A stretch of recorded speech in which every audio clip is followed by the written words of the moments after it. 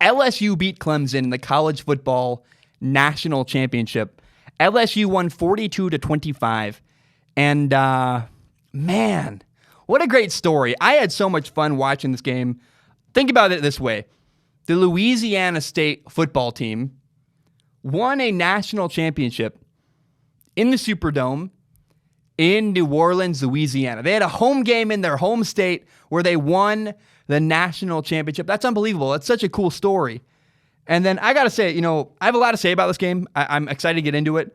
But we have to start by talking about the journey and the road that LSU took to get to that national championship to win a title.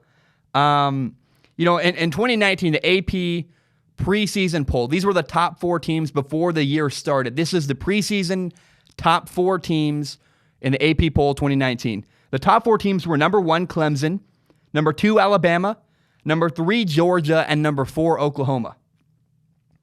LSU beat all 4 of those teams on their way to a national championship. That's unbelievable. I don't think that's ever happened before.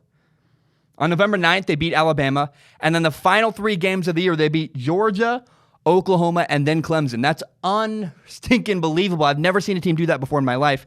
And you got to look deeper than that. On the way to their championship run and championship victory, they beat 7 top 10 teams. That's never been done before. All year people said that Ohio State was the best college football team they'd ever seen. And the reality is that probably based on the resume, we can argue talent, whatever, based on the resume alone, LSU on paper, based on the resume, is the best college football team we have ever seen win a national championship. They went 15-0. They beat 7 top 10 teams on their way to do that, including the 4 teams that were number 1, 2, 3, and 4 in the 2019 AP preseason poll. That's unbelievable. And here's an even cooler part to the story. Joe Burrow, the LSU quarterback, broke the single-season record for touchdown passes in a season. Joe Burrow had 60 touchdown passes, 60. The old record was from Hawaii quarterback Colt Brennan. Colt Brennan had 58 touchdown passes in the old, the WAC conference. That's playing against teams like New Mexico State and San Diego State. So Colt Brennan broke that record and had that record, 58 touchdown passes in a single year, against bad competition. Well, Joe Burrow broke the record against the college football elite. He broke the record not only in the SEC against the top competition there, but he had 4 touchdowns against Texas, 7 touchdowns against Oklahoma, 6 touchdowns against Clemson. Time and time again, against the best that college football had to offer, Joe Burrow lit it up. He shredded everybody he played. He didn't just break the record against bad teams. He broke the college football single-season passing touchdowns record against the best college football has to offer. It's unbelievable. To me, I'm like, that's crazy. I'm not a stats guy. I'm not a numbers guy. I don't really care about all this stuff. But man, this is the one opportunity where I'm like, this is unbelievable. If there's anybody still out there who somehow, I think there are still people that do. I don't understand how you exist, but there are some people out there that somehow do not believe in Joe Burrow. I don't know what you're watching. I don't know if you're under a rock. I don't understand. You don't understand football. I think most people just don't understand football. If you somehow still think that all of Joe Burrow's success is luck or because of his coaching, you're just wrong. Coaches don't throw the ball. Coaches don't make decisions. And I got to tell you, man, I have never seen a quarterback more prepared for any moment, any situation, any matchup he receives than Joe Burrow. Joe Burrow processes the game of football so quickly. He always understands exactly where to go with the ball. I've never seen a quarterback make really perfect decisions as frequently as he does. If you go back and watch that national championship game against Clemson, they bring tough look after tough look, and he just identifies the right matchup every single time. It's so impressive to me. His accuracy, his decision-making, his ability also to extend plays, keep plays alive, to run around a little bit, make something out of nothing. The dude is unreal. Joe Burrow is, man, he's one of the best quarterback prospects in a long time. He's phenomenal. If I could design a quarterback, I mean, look, I wish Joe Burrow had a little bit stronger of an arm, fine, but his preparation, who he is off the field, and the way it impacts the way he plays on the field, Joe Burrow is phenomenal. Now, here is where coaching played a gigantic part for LSU down the stretch. There was a moment in the second quarter where Clemson led the game 17-7. And I look over to my dad and I go, Dad, the way that Clemson is getting pressure on Joe Burrow right now is a gigantic problem. And if at halftime, LSU is going to have to make an adjustment because rushers are coming free. Joe Burrow has guys coming free that are about to hit him, and it's causing LSU's offense to sputter a little bit. And I said, Dad, at halftime, LSU has to make an adjustment. However, LSU didn't wait till halftime. They made an adjustment on the fly, on the sideline, in the middle of the game, in the middle of the second quarter. And after that adjustment, dealing with their pass protection, solving their problem, LSU scored 3 touchdowns in a row. In fact, they were down 17-7 when I said that to my dad. By halftime, later at the end of the second quarter, they were leading at halftime 28-17. They went on a tear and they made adjustments on the fly. That is so cool. And that's a testament to coaching. Don't discredit Joe Burrow, but you got to credit the coaching there. Coaching's adjustment to handle the pressure that Clemson was bringing, that's phenomenal. There was even a moment where, like right before halftime, Clemson appeared to, look, the guy might have been hurt. Clemson appeared to fake an injury. The guy might have been injured. If he was, I apologize. But it seemed like the guy was laying on the ground, trying to slow down LSU's offense, laying on the ground, pretending to writhe in pain, waiting while trying to disrupt the rhythm of LSU's drive. And it's so funny because the minute the play resumed, the game started again, and LSU didn't skip a beat. The very next play, Joe Burrow threw a touchdown pass, and I was like, man, this guy's not deterred. Even Clemson, whether it was intentional or not, having an injury, slowing down the pace of their game, halting their drive to a complete dead stop. Joe Burrow wasn't fazed and still found a way to throw a touchdown pass as soon as play resumed. It's awesome, man. I don't know, man. Clemson made it a ball game. In the third quarter, there was a point where, Clemson scored a touchdown, had a 2-point conversion. At one point, the game was 28-25, but Clemson wouldn't score again after that. And, LSU just kept going and going and going, big chunk after big chunk, great throw after great throw. Joe Burrow was 31 for 49 passing. He had 463 yards, 5 touchdown passes, 0 interceptions, no interceptions. He also ran 14 times for 58 yards and another touchdown. And it was so cool the way that Joe Burrow ran the ball. There were some key moments late in the game, before halftime or in certain moments where there was a really gutsy run. I believe it was before halftime where LSU had no timeouts. It was 3rd and long, and Joe Burrow tucked and ran for a first down, got out of bounds, got the clock stopped, gave them an opportunity. That set up the touchdown I just talked about. And Joe Burrow ran I think the word is tactfully, where so smart. He's so aware of everything going on. There was a play on the goal line where, LSU was in an empty set, meaning they had 5 wide receivers, nobody in the backfield next to Joe Burrow. And the one guy that could account for Joe Burrow blitzed to the right.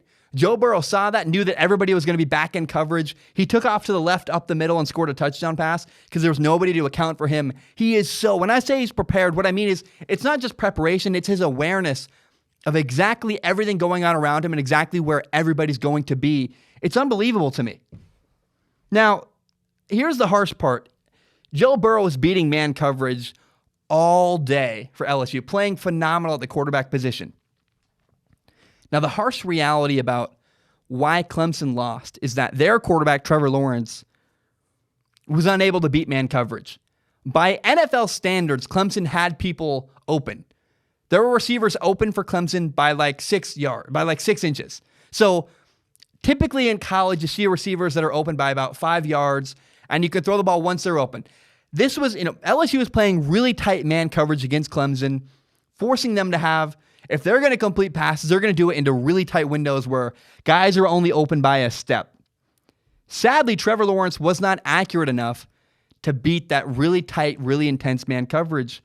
He needed to make NFL-level throws in order to beat LSU, and he wasn't able to. I mean, that's harsh. He's only a sophomore in college, but that is the reality. What we saw last night is that Trevor Lawrence is not quite ready for the NFL style of game where he's got to be precise. And look, there were people hitting Trevor Lawrence. I'm not saying Trevor Lawrence had perfect conditions, but that's what the NFL looks like. Trevor Lawrence, we got a glimpse of what Trevor Lawrence would look like if he played in the NFL right now, and it wouldn't be great. Trevor Lawrence had people in his face. He was getting hit as he threw, and he had receivers open by about 6 inches to 1 step, and he wasn't able to complete passes. That's not what you need to do in college, but it's what he needed to do to win that game.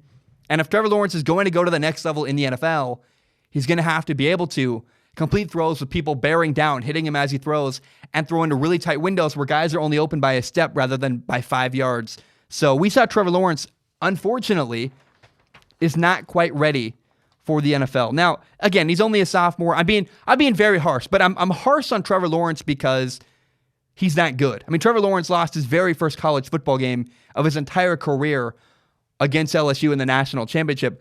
I think it's okay if have higher expectations for Trevor Lawrence than other quarterbacks throughout college football. A lot of people say that Trevor Lawrence might be the next Andrew Luck. He's the best quarterback prospect in years. And you can say that about Trevor Lawrence if you want, but last night was the first time I've watched and gone, he's not quite where everyone talks about him being. When he's really forced to make those high-level throws into tight windows, he wasn't able to do that against LSU. Again, that's incredibly harsh, but that's also what you got to do. If you're going to evaluate Trevor Lawrence as potentially the best quarterback prospect since Andrew Luck, you got to be harsh. And if you're being harsh and you're being honest, he had people open by NFL standards and wasn't able to make those throws. It was a cool, wild game. I want to just share a couple of things that I thought were really funny. You know, the Clemson Tigers played against the LSU Tigers. Both the mascots were the same. And ironically, weirdly enough, Clemson calls their stadium Death Valley. So does LSU. LSU calls their stadium Death Valley. The people in South Carolina call their stadium also Death Valley. It's just kind of weird. And, you know, my favorite story of the day, I love Joe Burrow. Joe Burrow, LSU's quarterback, is awesome. But my true favorite story of the day was that I'm just so happy for LSU's head coach, Ed Orgeron. I really am. A couple of years ago, Ed Orgeron was the interim head coach at University of Southern California, USC.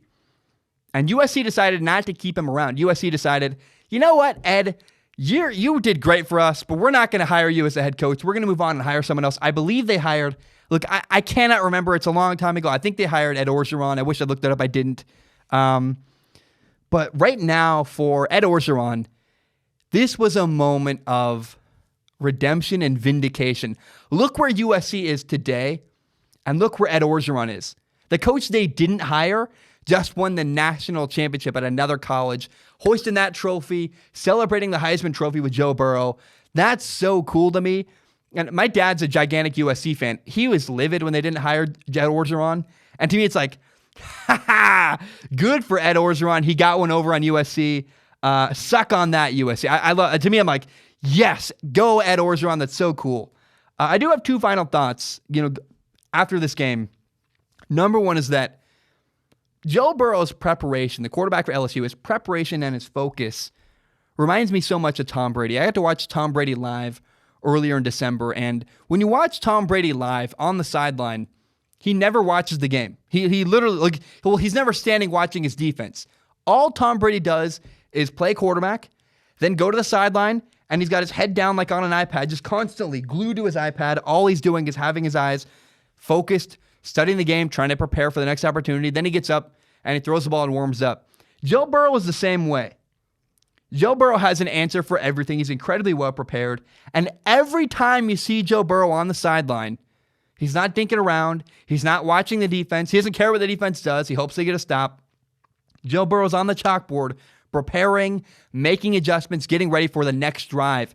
That level of focus and preparation by Joe Burrow reminds me a lot of Tom Brady. It's kind of uncanny. And that's why Joe Burrow is such a good quarterback. Joe Burrow is not the most physically gifted quarterback. He can run a little bit. He's got incredible accuracy, but his arm strength isn't huge. It's the preparation, the things that Joe Burrow can control that he has taken into his hands and made himself the best in college football at. Accuracy, footwork, decision-making, ability to extend plays, speed, things you can control.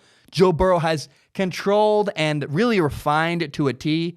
That's why Joe Burrow is such an incredible quarterback. It cannot be overstated. He's one of the best quarterbacks I've ever seen play the position. He had one of the best years in the history of college football. I also want to say this is the second takeaway from the college football national championship. Tyrann Mathieu is at the game. Tyrann Mathieu is a cornerback a defensive back, safety for the Kansas City Chiefs. And, he was at the national championship on Monday night.